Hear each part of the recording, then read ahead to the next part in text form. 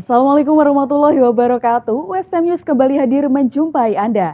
Beragam informasi menarik akan kami sajikan untuk Anda selama 30 menit ke depan. Bersama saya Dina Miawati dan berikut USM News selengkapnya.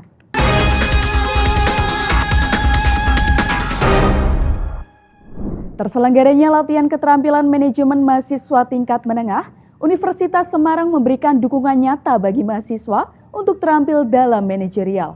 Dalam mendukung terciptanya mahasiswa yang terampil secara manajerial, melalui unit kemahasiswaan USM menggelar latihan keterampilan manajemen mahasiswa tingkat menengah atau LKMMTM 2025.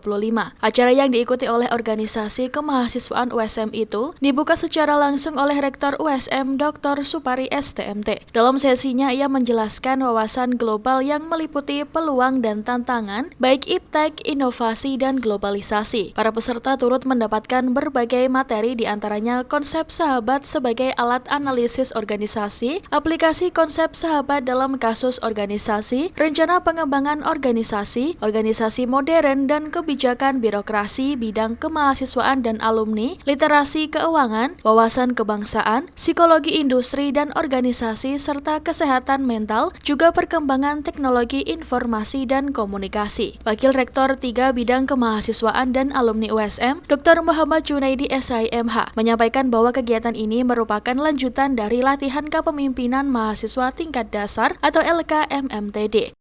Kegiatan ini menjadi salah satu fokus kita untuk kemudian mahasiswa di dalam mengisi organisasinya nanti itu dapat memiliki pengembangan diri, memunculkan satu bentuk kreativitas, dan kemudian mengaplikasikan konsep organisasi yang partisipatoris. Artinya kemudian mereka melibatkan semua pihak dalam membuat keputusan, mereka juga tidak tergantung pada dana yang kemudian tersedia, tapi mereka berbasiskan pada kemandirian.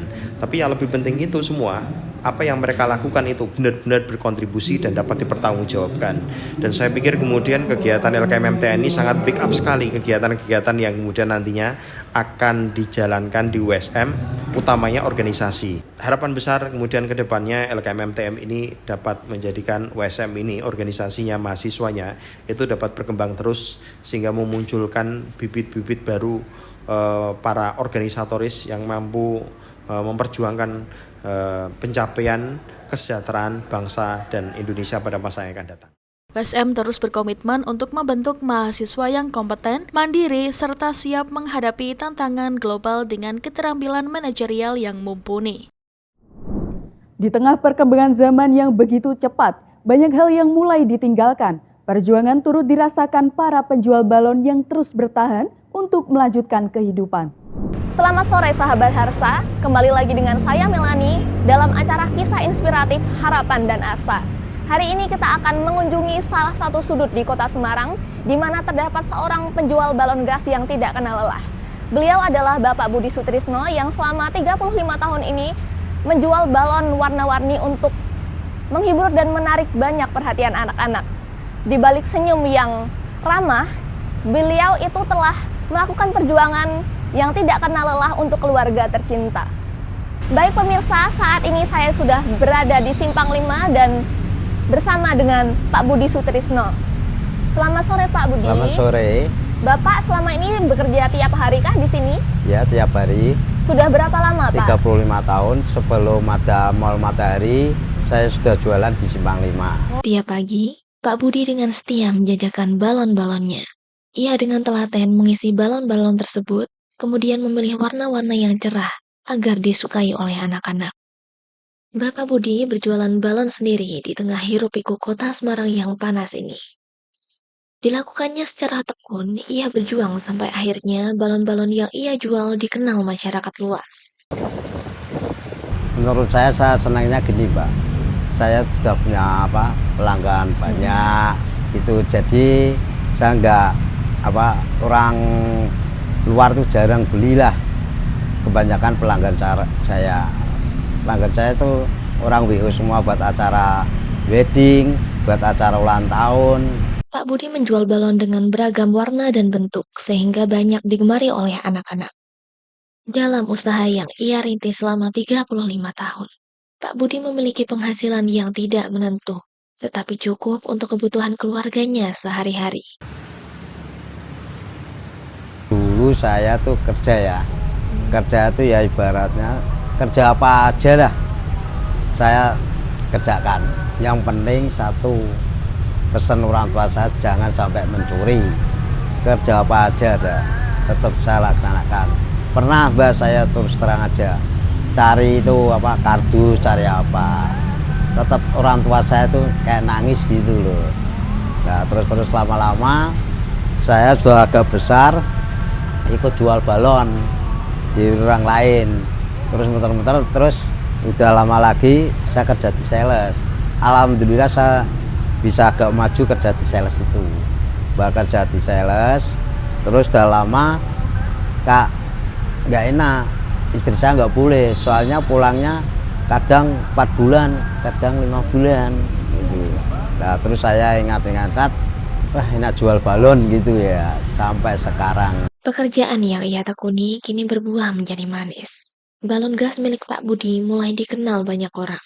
Balon gas untuk dekorasi ulang tahun, dekorasi di acara kantor, dan juga untuk perpisahan atau wisuda anak-anak sekolah.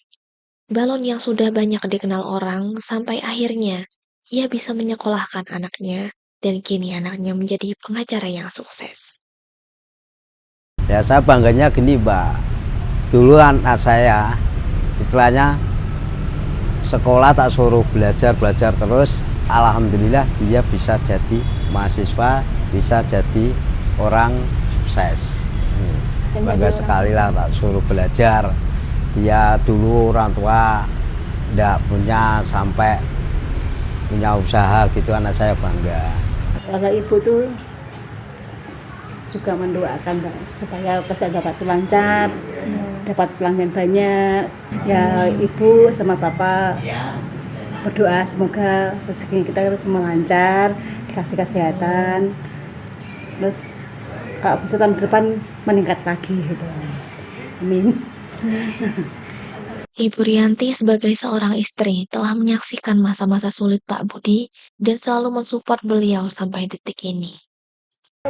Ibu biasanya tuh ya ada ciki, ada pop es, ada kopi, ada makanan seafood, ada burger gitu. Ya sedih sih, sekarang udah ketemu gitu malah bangga gitu. Apalagi dia ke tempat saya tuh sudah punya istri gitu. Ya saya kangen nih gini Mbak, dulu masih kecil kumpul kan ya, sekarang sudah pisah gitu loh, sudah keluarga sendiri dia. Cuma dia tetap ingat sama orang tua lah. Kegiatan Isra Mi'raj yang biasa dilakukan di sekolah-sekolah kembali diadakan di SMK Negeri 1 Semarang. Dikala murid-murid Muslim melakukan kegiatannya, siswa-siswi Nasrani juga melakukan hal serupa dengan berkumpul untuk melakukan persekutuan doa. Berikut ini laporan selengkapnya. Pada hari ini di SMK Negeri 1 Semarang, murid-murid Muslim menyelenggarakan kegiatan Isra Mi'raj pada tanggal 30 Januari 2025. Sementara itu, di tempat terpisah, siswa-siswi Nasrani juga melaksanakan kegiatan ibadah yang sama. Persekutuan doa yang diselenggarakan di SMK Negeri 1 Semarang ini diikuti oleh sejumlah siswa-siswi Nasrani yang berfokus pada penguatan iman dan kesehatan rohani. Dalam kegiatan tersebut, mereka melakukan doa bersama, bernyanyi lagu rohani, dan mendengarkan firman yang dibawakan oleh pendeta untuk meningkatkan pengetahuan mereka dengan Tuhan. Tujuan anak-anak dikumpulkan di aula ini untuk mengikuti persekutuan doa ketika anak-anak yang Muslim ada di hall untuk mengikuti Isra Mi'raj.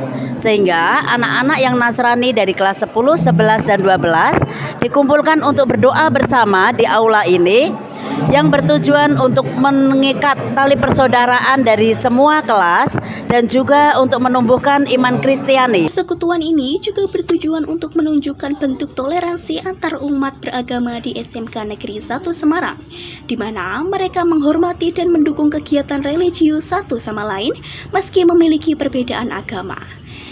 Sesuai dengan semangat pendidikan berbasis kerukunan, kegiatan ini menghadirkan suasana harmonis di kalangan siswa di sekolah.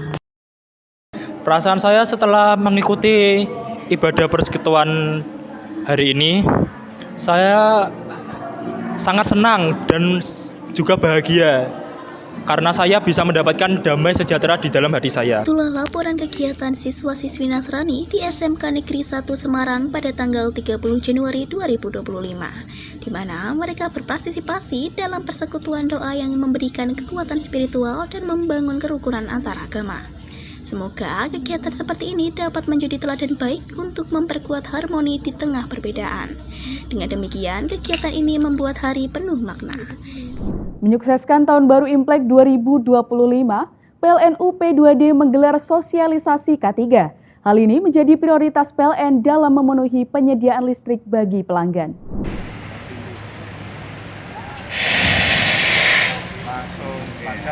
Menyambut Tahun Baru Imlek 2025, PLN Unit Pelaksana Pengatur Distribusi Jawa Tengah dan DI Yogyakarta menggelar sosialisasi kesehatan dan keselamatan kerja. Acara yang juga menjadi rangkaian peringatan Bulan K3 Nasional 2025 itu diikuti oleh pegawai, mitra kerja, dan serikat pekerja PLN. Dalam kegiatan itu, para peserta diarahkan untuk memberi perhatian dalam mengembangkan budaya K3 sesuai dengan Undang-Undang Nomor 1 Tahun 1970 tentang keselamatan kerja yang menekankan pentingnya penerapan standar keselamatan yang ketat untuk melindungi keselamatan dan kesehatan pekerja di tempat kerja.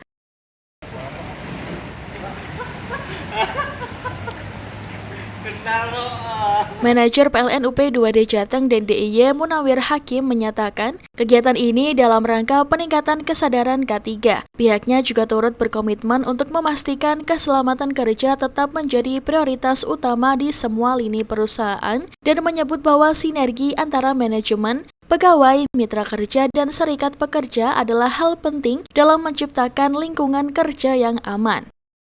Sebagai simbol komitmen terhadap K3, dilakukan penandatanganan bersama komitmen K3L dan keamanan antara manajemen, pegawai, mitra kerja, serta SPPLN. Dengan adanya kegiatan ini, PLN UP2D Jateng dan DIY berkomitmen untuk terus memperkuat budaya K3 di seluruh aspek operasional, menjadikan keselamatan kerja sebagai prioritas, serta mendorong terciptanya lingkungan kerja yang lebih aman bagi seluruh karyawan dan mitra kerja. Memaknai Hari Kanker Sedunia, PLN UP2D Jateng dan Daerah Istimewa Yogyakarta menggelar Safety Talk Kesehatan. Melalui acara ini, diharapkan para pegawai dapat memprioritaskan kesehatan mereka. Dalam rangka memperingati Bulan K3 Nasional 2025 sekaligus Hari Kanker Sedunia, PLN UP2D Jawa Tengah dan DI Yogyakarta menggelar senam pekerja sehat dan Safety Talk Kesehatan yang mengusung tema pencegahan penyakit serius, stroke, dan kanker. Acara yang berlangsung di halaman kantor PLN UP2D Jawa Tengah dan DI Yogyakarta itu melibatkan seluruh pegawai, TAD, dan dihadiri langsung oleh manajer PLN UP2D Jateng dan DIY Munawir Hakim. Manajer PLN UP2D Jateng dan DIY Munawir Hakim mengapresiasi kegiatan itu. Dirinya mengatakan bahwa kegiatan ini menjadi sarana dalam meningkatkan kebugaran fisik. Ia berharap di tengah tuntutan pekerjaan yang tinggi, kesehatan menjadi hal prioritas untuk setiap pegawai, agar tercipta kondisi prima dan siap untuk melayani pelanggan. Penjelasan terkait upaya pencegahan serta deteksi dini penyakit stroke dan kanker menjadi hal yang ditekankan. Kegiatan Bulan K3 tahun 2025 ini diharapkan dapat memberikan dampak positif bagi seluruh pegawai PLN UP2D Jateng dan DIY dalam menjaga kesehatan dan keselamatan kerja, serta membentuk budaya kerja yang lebih peduli terhadap kesehatan. Perbaikan jalur rel kereta api Stasiun Gubuk Karangjati yang longsor akibat luapan air Sungai Tuntang pekan lalu dikebut. Perbaikan tanggul oleh Kementerian PU sudah mencapai 50% lebih. Sementara 2 jalur rel kereta ditargetkan akan selesai 3 hari ke depan dan bisa segera dilalui kereta. Ratusan pekerja KAI diterjunkan untuk memperbaiki jalur rel kereta api Stasiun Gubuk Karangjati yang longsor pekan lalu di Desa Papanrejo, Grobogan, Jawa Tengah. Sejumlah alat berat diterjunkan ke lokasi untuk melakukan perbaikan tanggul dan jalur perlintasan kereta yang longsor dengan menggunakan pelat besi untuk bantalan rel kereta. Di lokasi, ratusan para pekerja pun masih melakukan aktivitas perbaikan jalur kereta 24 jam dibagi 3 shift. Pihak KAI menargetkan perbaikan 2 jalur kereta api akan rampung pada 5 Februari sehingga 2 jalur kereta api bisa dilalui. Progres pengerjaan perbaikan trek atau jalan kereta api di kilometer 32 plus 5/7 antara stasiun Gubuk dan stasiun Kranjati sudah dilakukan pemasangan kaca besi. Juga KAI sudah melakukan progres pembuatan turap dan perbaikan lainnya. Kita targetkan tanggal 5 Februari 2025 kedua jalur tersebut sudah bisa dilalui oleh kereta api. PT KAI berharap perbaikan tanggul bisa optimal sehingga tanggul tidak jebol lagi yang dapat kembali mengganggu perjalanan kereta api di rute tersebut. Pemirsa, bunga bangkai mekar kembali di New York City, Amerika Serikat. Para pengunjung antusias mengantri untuk bisa melihat spesies bunga langka dari Indonesia tersebut. Simak laporan VOA berikut ini. Informasi ini sekaligus menutup perjumpaan kita hari ini. Saksikan terus USM News hanya di USM TV. Saya Dena Miauti dan seluruh kru yang bertugas pamit undur diri. Terima kasih. Wassalamualaikum warahmatullahi wabarakatuh. Warga New York ini ramai-ramai mengantri untuk mencium bunga bangkai yang khas. So many different smells. We got some stinky cheese, some poop smells, some kind of sweaty. Ooh, now I get the sweaty sock smell, foot smell. And then like once in a while I actually get this like very fleeting, thin, pleasant floral smell. But that's not as often as the bad smell. Bunga bangkai alias Amorphophallus gigas ini mekar untuk pertama kalinya sejak tiba di Brooklyn Botanical Garden 7 tahun yang lalu. Ini adalah peristiwa yang sangat langka, mengingat bunga endemik Sumatera ini mekar setiap 2 hingga 10 tahun sekali dan rata-rata hanya sekitar 24 jam. I think it smells like something growing actually in the earth, and I do think it smells rotten, but more like rotting food almost. Yeah. Ketika mekar, bagian kuning bunga yang seperti paku disebut spadix berdiri tegak hingga kelopak di sekelilingnya mekar dan menarik penyerbuk ke bagian reproduksinya. Kemudian, bagian yang berwarna kuning runtuh. So carrion beetles that would be attracted to stuff that smells kind of putrid. So like poop or rotten eggs, stinky cheese, things like that.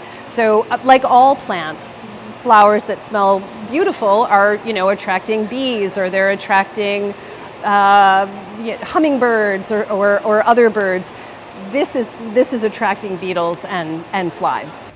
Brooklyn Botanic Garden adalah satu dari hanya 10 kebun raya di dunia yang punya koleksi bunga bangkai, menurut Botanic Gardens Conservation International atau BGCI. Saking antusiasnya warga New York, jumlah pengunjung kebun raya ini sampai membludak. It's amazing. All of Brooklyn has come out to see this flower today, one of the coldest days of the year. We've had 5 times our normal attendance today. Terakhir, bunga bangkai mekar di kota New York adalah pada tahun 2019 di lokasi yang berbeda, yakni New York Botanical Garden di Bronx. Pemirsa, bunga bangkai tercatat mekar pertama kali di Amerika Serikat pada tahun 1937. Saking bersejarahnya peristiwa ini, bunga bangkai bahkan sempat ditetapkan sebagai simbol resmi dari Bronx di New York City pada 1939 sebelum akhirnya diganti menjadi bunga lili pada tahun 2000. Dari New York, Randy Wicaksana dan tim VOA.